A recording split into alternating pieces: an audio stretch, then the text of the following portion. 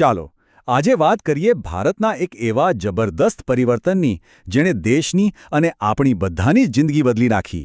આ કહાણી છે ભારતની મોબાઈલ ક્રાંતિની.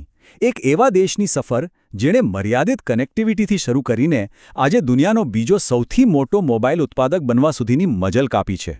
ચાલો આ અવિશ્વસનીય સફરમાં મારી સાથે જોડાઈ જાઓ. તમને ખબર છે, દરેક મોટી ક્રાંતિની શરૂઆત કોઈ એક નાનકડા પગલાંથી જ થતી હોય છે. અને ભારતની આટલી મોટી મોબાઈલ ક્રાંતિની શરૂઆત થઈ હતી ફક્ત એક ફોન કોલથી. ચાલો સમયમાં થોડા પાછળ જઈએ અને એ ઐતિહાસિક ક્ષણને ફરીથી યાદ કરીએ. તારીખ હતી 31 જુલાઈ 1995. આ દિવસ ભારતના ઇતિહાસમાં હંમેશા માટે લખાઈ ગયો. ત્યારે પશ્ચિમ બંગાળના મુખ્યમંત્રી જ્યોતિ બસુએ દિલ્હીમાં બેઠેલા કેન્દ્રીય સંચાર મંત્રી સુખરામને ફોન લગાવ્યો અને બસ એ જ હતો ભારતનો સૌથી પહેલો મોબાઈલ કોલ. એ જમાનાના ફોન પણ કેવા હતા, પેલા મોટા, જાડા, ઈંટ જેવા. પણ એક કોલે ભારતમાં સંચારના એક નવા યુગનો પાયો નાખી દીધો. પણ હા, આ નવી ટેકનોલોજી કંઈ રાતોરાત દરેકના હાથમાં નહોતી આવી ગઈ.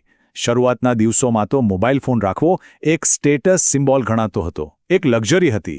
એની કિંમત એટલી બધી હતી કે સામાન્ય માણસ માટે તો એ ખરીદવું એક સપના જેવું જ હતું. જરા કલ્પના તો કરો, એ સમયે 1 મિનિટના આઉટગોઈંગ કોલનો ચાર્જ કેટલો હતો? પૂરા 16 રૂપિયા. અને એટલું જ નહીં, જો કોઈનો ફોન આવે તો એ ઉપાડવાના પણ પૈસા ચૂકવવા પડતા. આજે જ્યાં આપણને અનલિમિટેડ કોલ્સ અને ફ્રી ઇનકમિંગની આદત પડી ગઈ છે, ત્યારે આ વાત માનવામાં જ ના આવે, ખરો ને? તો સવાલ એ થાય છે કે આટલી મોંઘી અને વૈભવી વસ્તુ દરેકના ખિસ્સા સુધી પહોંચી ગઈ રીતે? આ બદલાવનો બધો શ્રેય જાય છે ભારતમાં થયેલી ઉત્પાદન ક્રાંતિને. આ એક એવો ટર્નિંગ પોઈન્ટ હતો જેણે રમત જ બદલી નાખી.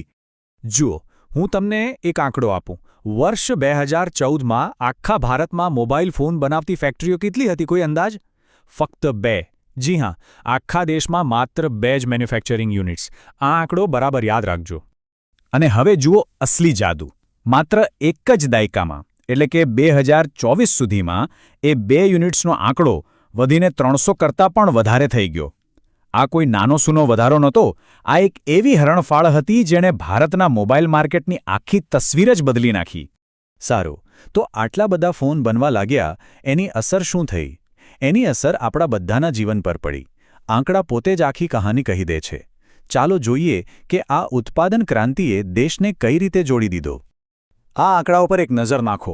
આ પરિવર્તનની પૂરી ગાથા કહી દે છે. 2014માં જ્યાં માત્ર 2 ઉત્પાદન એકમો હતા, ત્યાં 10 વર્ષમાં 300થી વધુ થઈ ગયા. મોબાઈલ વાપરનારા લોકો 25 કરોડથી વધીને સીધા 100 કરોડને પાર કરી ગયા. અને મોબાઈલની નિકાસ એ તો 1500 કરોડ રૂપિયાથી ઉછળીને સીધી 1 લાખ કરોડ રૂપિયાના અંદાજિત આંકડા પર પહોંચી ગઈ. આ ખાલી નંબર્સ નથી, આ ભારતના વિકાસની કહાની છે. અને આ બધી જ મહેનતનું પરિણામ શું આવ્યું? આજે આપણો દેશ ભારત દુનિયાનો બીજો સૌથી મોટો મોબાઈલ ઉત્પાદક દેશ છે. એક સમય હતો જ્યારે આપણે ફોન બહારથી મંગાવવા પડતા હતા, અને આજે આપણે દુનિયાભર માટે ફોન બનાવીએ છીએ. આ ખરેખર એક ગર્વ લેવા જેવી વાત છે. પણ આ સફર અહીં અટકતી નથી. અરે, આ તો હજી શરૂઆત છે. ટેકનોલોજી તો સતત આગળ વધી રહી છે, અને ભારત પણ તેની સાથે કદમ મિલાવીને ચાલી રહ્યું છે. તો હવે નજર છે ભવિષ્ય પર, આગામી પેઢીની ટેકનોલોજી પર. આપણે બધાએ 4Gનો અનુભવ કર્યો છે, જેણે ઇન્ટરનેટને ઘરે ઘરે પહોંચાડ્યું. પછી ઓક્ટોબર 2022માં 5G સેવાઓ આવી, જેણે સ્પીડ અને કનેક્ટિવિટીની દુનિયા જ બદલી નાખી. અને હવે તો સરકાર 2030 સુધીમાં 6G ટેકનોલોજી લાવવાનું લક્ષ્ય રાખી રહી છે. વિચારો, ત્યારે કમ્યુનિકેશનની દુનિયા કેવી હશે? આ એ જ ભવિષ્યની એક ઝલક છે. એક એવું ભારત જે સંપૂર્ણપણે જોડાયેલું છે, હાઈટેક છે અને નવીનતામાં સૌથી આગળ છે. અને આ ઉજ્જવળ ભવિષ્યનો મજબૂત પાયો એ જ મોબાઈલ ક્રાંતિએ નાખ્યો છે, જેની આપણે આજે વાત કરી. તો આ હતી ભારતની મોબાઈલ ક્રાંતિની અદ્ભુત ગાથા. આજે 1 અબજ કરતાં પણ વધારે લોકો મોબાઈલથી જોડાયેલા છે, માહિતી મેળવી રહ્યા છે અને નવા વિચારોને જન્મ આપી રહ્યા છે. આટલી મોટી કનેક્ટેડ વસ્તી સાથે હવે એક મોટો સવાલ એ ઊભો થાય છે કે ભારતની આગામી ક્રાંતિ કઈ હશે?